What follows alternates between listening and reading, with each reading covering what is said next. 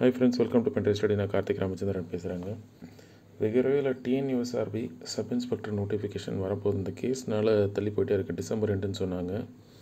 ஜனவரி ஆகிடும் போல் இருக்குது. சரி, ஓகே. அதுக்கு யூஸ்ஃபுல்லாக இருக்கிற மாதிரி உங்களுக்கு தெரியுமா, to you know box question compilation, அப்புறம் புக் பேக் கொஸ்டின். நீங்கள் பார்த்தீங்கன்னா டு யூ நோ உங்களுக்கு தெரியுமா 6 to 12th வரைக்கும் இருக்கும். புக் பேக் வந்து 6 to 10th வரைக்கும் இருக்கும். சரிங்களா? நீங்கள் டிஎன்யூஎஸ்ஆர்பி டிஎன்பிஎஸ்சி கூட இது டெப்த் வேணாம். டிஎன்யூஎஸ்ஆர்பி சப் இன்ஸ்பெக்டர் கான்ஸ்டபிள் எக்ஸாமுக்கு ப்ரிப்பேர் பண்ணுறீங்கன்னா கண்டிப்பாக நீங்கள் வந்து இதை ப்ரிப்பேர் பண்ணி தான் ஆகணும். சரிங்களா? இந்த 4 பிடிஎஃப்பும் முக்கியம். இதை தவிர்த்து ப்ரீவியஸ் இயர் கொஸ்டின் இந்த இருக்குது பாருங்கள். உதவி ஆய்வாளருக்கான general studies psychology, constable sub inspector prepare பண்ணுறவங்க காவலர் ப்ரீவியஸ் இயர் கொஸ்டினும் பாருங்கள். அதே மாதிரி book back question 6 to 10th எப்படி இருக்குன்னு பாருங்கள்.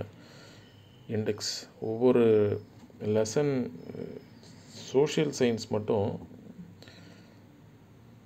ப்ளஸ் அறிவியல் ரெண்டுமே வந்து இயற்பியல், வேதியியல், உயிரியல்னு சொல்லி ஸ்டாண்டர்ட் வைஸ் பிரிச்சிருக்கோம். அதே மாதிரி இங்கே பாருங்கள், வரலாறு, புவியியல், குடிமையல், பொருளியல் இதுவும் நம்ம வச்சு பிரிச்சிருப்போம். சரிங்களா? பட் உங்களுக்கு தெரியுமா, சோஷியல் சயின்ஸ் வந்து வரலாறு, புவியியல், குடிமையல், பொருளியல் அதே மாதிரி பிரிஞ்சிருக்கும் ஸ்டாண்டர்ட் வைஸு, அதே மாதிரி சப்ஜெக்ட் வைஸு.